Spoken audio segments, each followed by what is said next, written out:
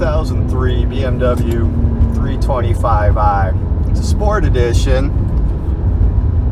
It's fairly low mileage. We're at about 79,000. We've been the second owner since we purchased it, with about 13,000 miles on the odometer. This is a legendary E46 platform. Car came out and it's pretty much set the mold for sports sedans everywhere.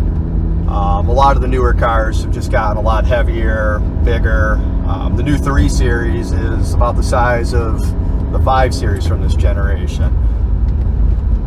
This is the first European car I ever owned.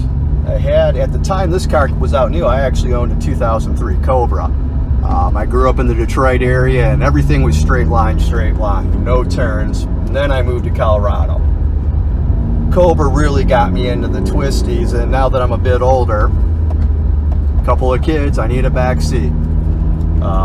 With this car being so low miles, it was mostly stock. There wasn't anything to modify or update over the years. What I wound up doing is, as things needed repairing or maintenance needed to be done, I went ahead and just basically plussed everything. I wanted to keep it at the original BMW intent of more of a gentleman tour, a GT car. Last September we replaced the suspension setup with a combination of BC coilovers and the ZHP control arms, some polyurethane bushings, mostly rubber. We don't want to have too much stuff coming into the cabin. I want to keep it comfortable. The coilovers have been a great addition for this car. Coilovers, you know, I'm an old man. I'm in my 40s. I don't want something beating me up. I got it set relatively low, but not stupid low. And BC allows you to adjust the suspension 30 different ways. 1 being the toughest, 30 being the softest, and I'm somewhere around a 25. I'm near the bottom. So I really don't feel a lot of the bumps pushing me around. I live in downtown Phoenix, and as you might have guessed, we're heading up South Mountain here in Phoenix. I don't often get a chance to unwind this car. I maybe put about 10-12 bucks a mileage a day on this car. It's why the miles are so low here. The other modifications that I've done, we plus sized it from the 17-inch sport rims to 18-inch CSL style rims. Got some Michelin Pilot Sport 4s on, which obviously everybody raves about. We've gone ahead and updated the exhaust, which you can hear a little bit. Nothing crazy. I'm not trying to rice it out. I'm not trying to get power out of it. I just like having a little bit of the sound uncorked. Also gone ahead and did intake, mostly for similar reasons. There is a tune on it. And, you know, a couple other functional little things here and there, but nothing too much. Car's basically been set up for this kind of driving, and for what I do, it's all I need. So from this point out, you know, a lot of these guys, the great guys out there that do these car videos, Doug DeMuro, Tavares, Hoovy I love, Matt Farah even, they talk a lot. You don't need to hear me. You guys need to hear the car. You guys need to enjoy that. So I'm going to let the car speak for itself from this point out, and then hopefully we'll get some good video for you guys, and hope you enjoy, okay? Thank you.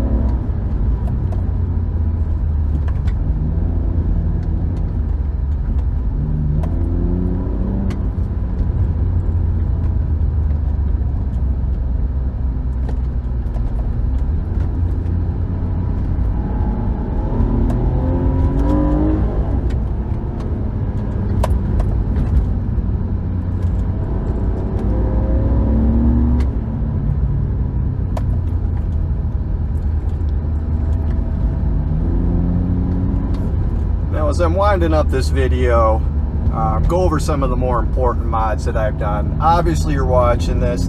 You don't need to be going 80, 90, 100 miles an hour through here. But you need the car to stick to the ground.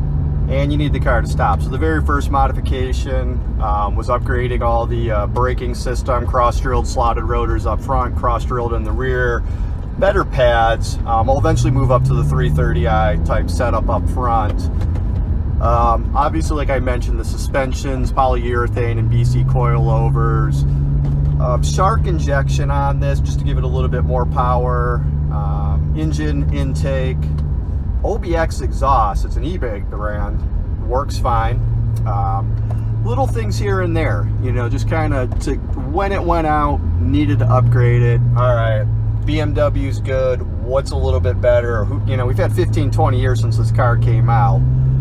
And that's kind of, I think, the biggest benefit of the E46 is 15, 20 years of people figuring out how to do things. You know, you want an engine map, you want to do an engine swap, there's maps out there. People have solved all the problems. This is also at the bottom of the depreciation curve. I mean, I paid, I think, 14 grand for this car 8, 10 years ago. You can get a 325i sedan. You're not going to find it as good a shape as this, but I see them around $2,500 nowadays. A few $1,000s in mods, you're going to have a fairly fun vehicle. Going forward, I think this is going to be the car that a lot of enthusiasts want. I mean, it's got the look, style, it's very sedate. A four-door, I mean, what sports sedan are you going to find nowadays? I mean, the Audi RS3 is the only thing I can cross-shop that comes close. And of course, as my kids get bigger, we're not going to be able to all fit in something like that. I would like to see the 6-speed in here. I would like to see the 330 motor in here, and I could possibly see turbocharge in this. But for what it is right now, I'm pretty happy with it. I take this up for BMW CCA cruises. I just did Wickenburg, what is this, March 30th, 2019. So that was 2 days ago. I come up here to South Mountain every now and then in the morning, and as you can see, you know, trying to pass the bikers is about the hardest thing you can do. Every now and then you'll get a slow visitor from somewhere else wondering what's up here, but it's a pretty good car, and you know, for 90% of what you need, this is the best vehicle to have. So hope you enjoyed the video. Hopefully I'll get a few more of these up as I find some more interesting locations around Arizona, and every now and then I'll upgrade some of the mods that I do. I do about 80% of the work on this car, and I found it to be fairly easy to work on. Thanks for watching, folks.